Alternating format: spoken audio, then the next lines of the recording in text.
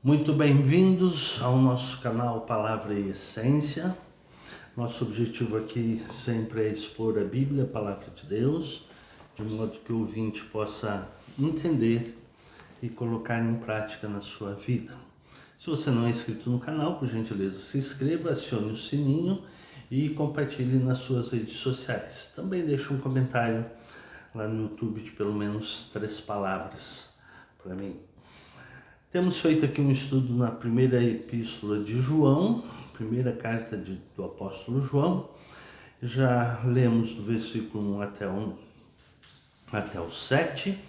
Hoje nós vamos ler os versículos 5 até o 10. Versículo 5 até o 10, que diz assim: A mensagem que dele ouvimos e que anunciamos a vocês é esta: Deus é luz e não há nele treva nenhuma. Se dissermos que mantemos comunhão com Ele e andarmos nas trevas, mentimos e não praticamos a verdade.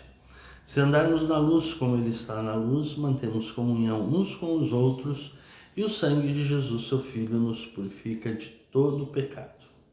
Se dissermos que não temos pecado nenhum, a nós mesmos enganamos e a verdade não está em nós. Se confessarmos os nossos pecados, Ele é fiel e justo para nos perdoar os pecados e nos purificar de toda injustiça. Se dissermos que não cometemos pecado, fazemos dele um mentiroso e a sua palavra não está em nós. Muito bom. Versículos 5 até o versículo 7, nós temos aqui a ênfase que João está dando sobre que Deus é luz e que se nós andarmos na luz como Ele está na luz, nós temos comunhão uns com os outros e o sangue de seu Filho Jesus Cristo nos purifica de todo o pecado. O versículo 9 é muito conhecido. Se confessarmos os nossos pecados, Ele é fiel e justo para nos perdoar os pecados e nos purificar de toda injustiça. No entanto, o versículo 7, que eu enfatizei no estudo passado, não é muito conhecido, que fala: se andarmos na luz como Ele está na luz. Deus é luz. E então nós precisamos andar na luz, e se andarmos na luz, andarmos com Deus, revestidos de Deus, temos comunhão uns com os outros e o sangue de Jesus nos purifica de todo o pecado. Então aqui no versículo 7 a ênfase é transparência, comunhão e purificação. No versículo 9 é confissão e purificação. Então o versículo 7 é de suma importância. Se você costuma sublinhar, destacar aí na sua Bíblia, pode destacar esse versículo 7, o versículo 9 também, lógico, mas essa ênfase que João dá de andarmos na luz, e se andarmos na luz temos comunhão uns com os outros, né?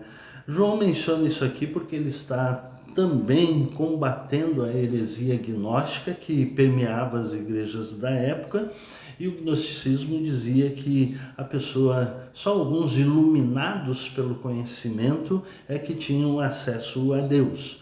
E João está combatendo isso e dizendo: não, Deus é luz, e se estivermos em Deus, se andarmos na luz como Deus está na luz, então nós temos comunhão uns com os outros, e o sangue de Jesus Cristo, seu Filho, nos purifica de todo o pecado.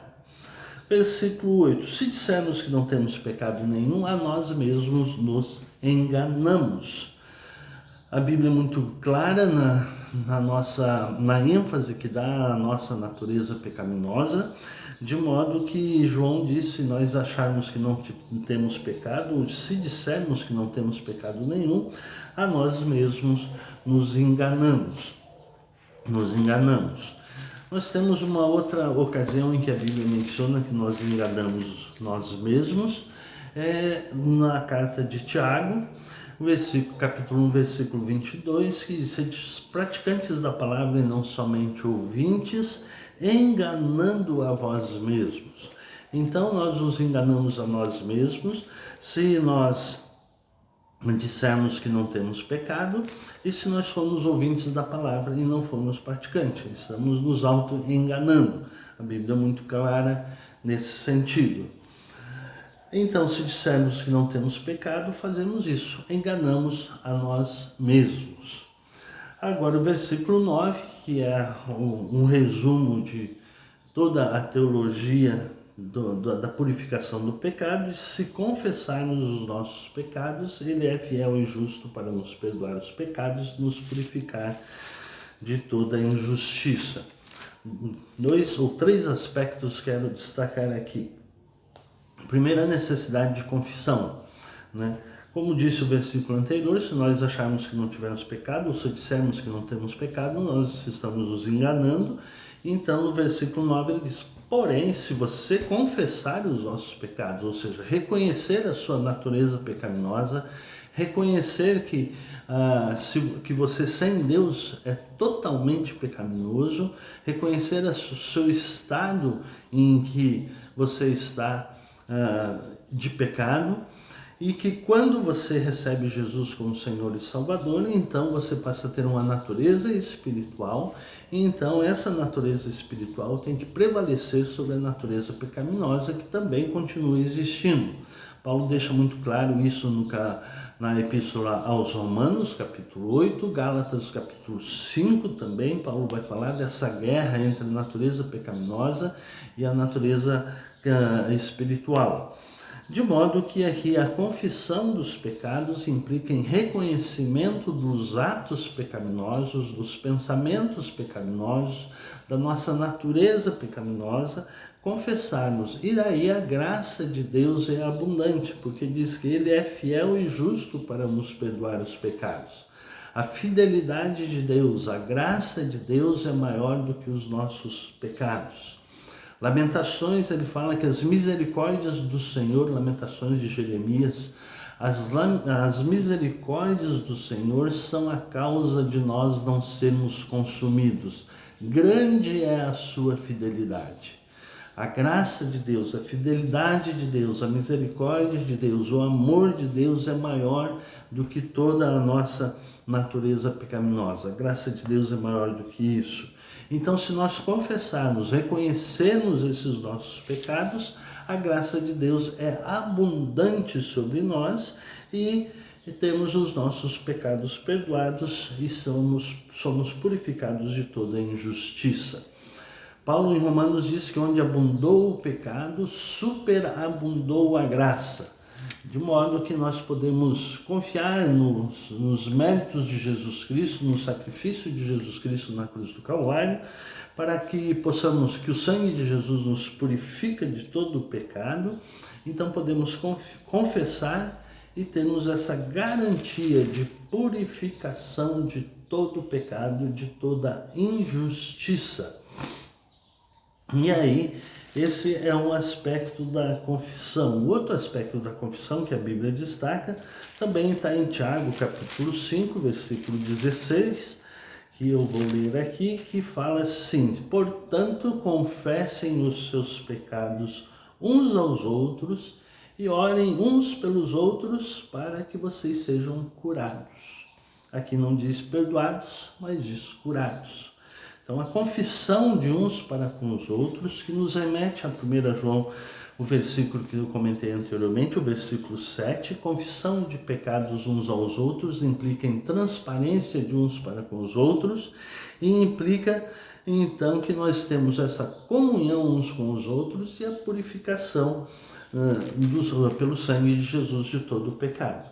Então, confessar os seus pecados uns aos outros e orem uns pelos outros para serem curados. Curados espiritualmente, purificação dos pecados, curados emocionalmente, no sentido de você falar com o outro, né, a respeito daquilo que está lá no profundo do seu ser e confessar as suas culpas uns aos outros. Naturalmente, você não vai sair por aí falando dos seus pecados, da sua intimidade para qualquer pessoa, a qualquer hora. Você deve procurar uma pessoa que seja madura espiritualmente, que tenha conhecimento das Escrituras, que entenda a graça de Deus, e então procurar eleger, entre aspas, essa pessoa para que seja o seu confessor. E então você vai lá e confessa os seus pecados, fala de você mesmo, abre o seu coração, a sua mente, e então o texto de Tiago diz para serem curados, cura espiritual, cura emocional e cura física também, né? Porque falar das nossas intimidades, falar dos nossos pecados, daquilo que passa no mais íntimo do nosso coração, traz cura para o ser humano, nesses três aspectos, espiritual, emocional e física. Muito bem, então a confissão de pecados é fundamental na vida do cristão, conforme João está dizendo aqui. Daí no versículo 10 ele retoma a questão, que se dissermos que não cometemos pecado, ó, o versículo 8, se dissermos que não temos pecado nenhum, se dissermos que não cometemos pecado, fazemos de Deus mentiroso, e a sua palavra não está em nós. Então essa negação do pecado é uma ênfase que João dá, né? Porque ele está combatendo também, como eu disse, a heresia gnóstica, que dizia que através do conhecimento, da iluminação, as pessoas tinham então essa iluminação e não teriam pecado. Aqui João está dizendo, não, se você disser que não cometeu pecado, você faz de Deus mentiroso e a sua palavra não está em vós. No versículo 9, se dissermos que não temos pecado nenhum, a nós mesmos nos enganamos. Hoje vivemos numa sociedade onde se relativiza tudo o que é moral, tudo o que é ético, enfim, o pecado está se tornando algo como se fosse natural. E o que João está dizendo aqui, dizendo e enfatizando, porque ele menciona no versículo 8 e no versículo 10, que nós precisamos admitir que somos pecadores e que o pecado existe. O pecado não deixou de ser pecado porque a sociedade passou a relativizá-lo, não deixou de ser pecado. Tudo que a Bíblia diz que é pecado continua sendo pecado. Então esse estado de pecaminosidade, aquilo que me descaracteriza como humano, aquilo que faz de mim uma pessoa que não agrada nem a mim mesmo, nem a Deus, e muito menos ao próximo.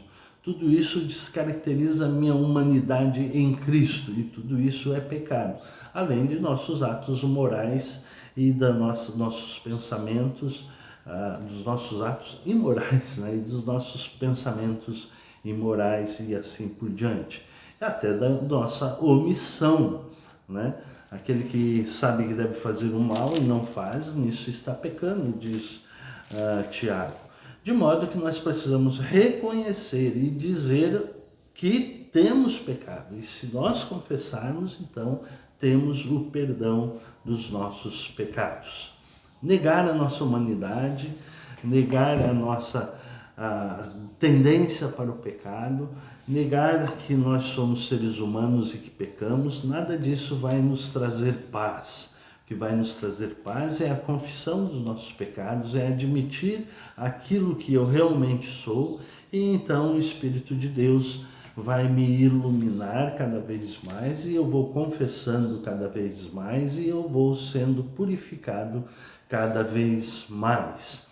Então eu tenho que correr para Deus, não é porque eu sou bonzinho, eu tenho que correr para Deus porque eu sou pecador e eu preciso de Deus, preciso da graça de Deus, preciso do perdão de Deus, preciso da misericórdia de Deus. E se não fossem as misericórdias de Deus, nós seríamos consumidos, porque grande é a sua fidelidade. Muito obrigado por me ouvir, que Deus te abençoe.